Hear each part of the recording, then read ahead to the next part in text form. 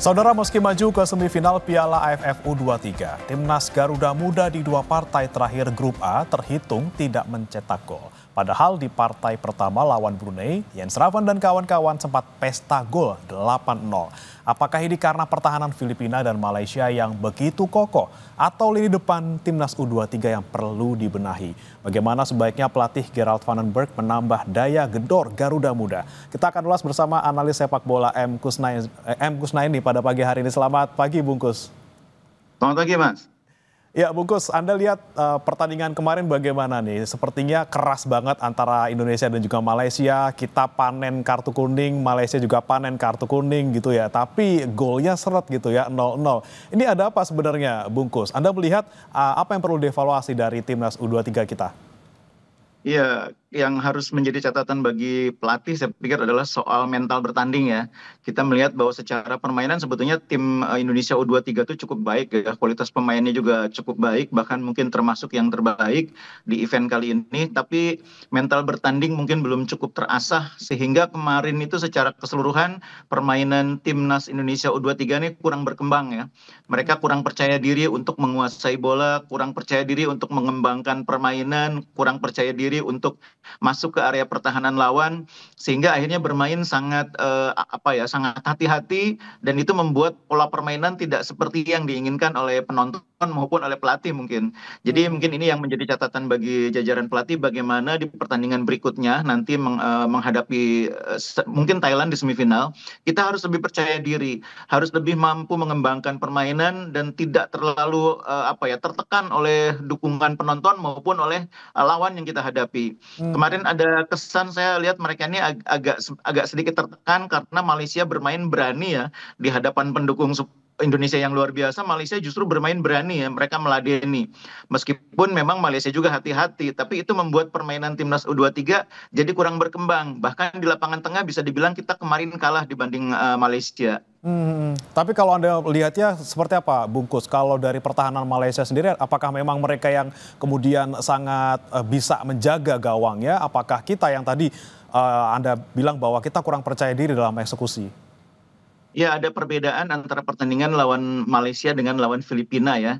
Jadi kalau lawan Filipina itu kualitas lawan sebetulnya nggak terlalu bagus, tapi mereka bermain ngotot, fighting spiritnya luar biasa. Tapi ketika melawan Malaysia, Malaysia tuh betul-betul bermain dengan organisasi gitu loh. Mereka bermain dengan system of play yang baik, yang melibatkan semua pemain.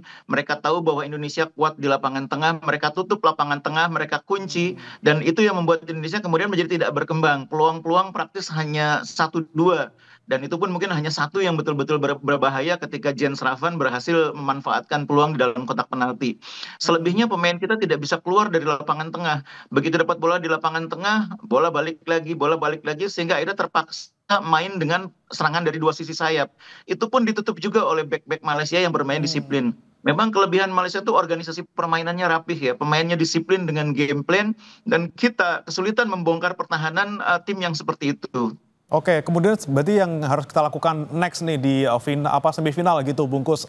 Strategi apa yang harusnya kita ambil untuk membobol dalam tanda kutip mungkin lawan yang punya organisasi yang bagus? Iya, jadi Malaysia itu dengan Thailand kurang lebih sama ya. Mereka punya sistem permainan yang baik ya. Struktur permainannya itu tertata dengan rapi gitu ya. Bedanya mungkin Thailand itu agak lebih skillful dibanding Malaysia pemain-pemainnya. Bahkan beberapa pemainnya lebih cepat, lebih tajam di depan. Nah, ini yang harus kita waspadai. Lawan kalau bisa mengunci Indonesia di lapangan tengah itu terbukti membuat kita kesulitan. Bahkan pemain-pemain yang di Liga 1 cukup menonjol seperti Victor Detan, Rahmat Arjuna, kemarin tuh ada kesan seperti tidak tenang bermain ya. Ini harus diperbaiki oleh jajaran pelatih bagaimana membangkitkan kepercayaan diri pemain, membuat mereka bermain lebih lepas, lebih rileks, nggak boleh terlalu tegang. Ini kan hanya bisa dilakukan oleh pelatih dari pinggir lapangan, meyakinkan, mempersiapkan tim pada saat latihan, pada saat penyusunan strategi. Itu hanya bisa dilakukan oleh pelatih. Nah, mudah-mudahan dengan pelajaran dari dua pertandingan lawan Filipina dan terutama kemarin lawan Malaysia, ini nanti bisa diatasi waktu waktu lawan misalnya Thailand di semifinal. Oke, Bung. Tapi kalau kita perhatikan lagi kan, kalau kita lihat Garuda Muda juga belum kebobolan sama sekali nih di turnamen ini. Apakah memang ini tandanya pertahanan kita tuh kuat ya dari Kadek Arel dan juga kawan-kawan, atau karena memang belum ketemu aja lawan yang lini serangnya tajam gitu, misalnya Thailand?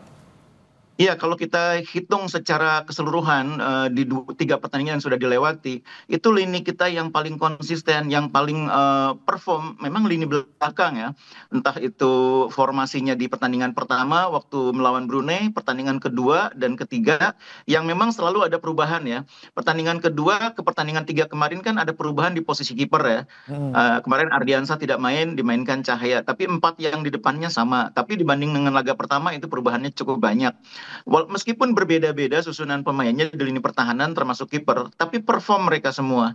Ini saya pikir salah satu yang membuat kita bisa survive dari tekanan Malaysia kemarin, termasuk dari tekanan Filipina, karena kita punya lini pertahanan yang solid.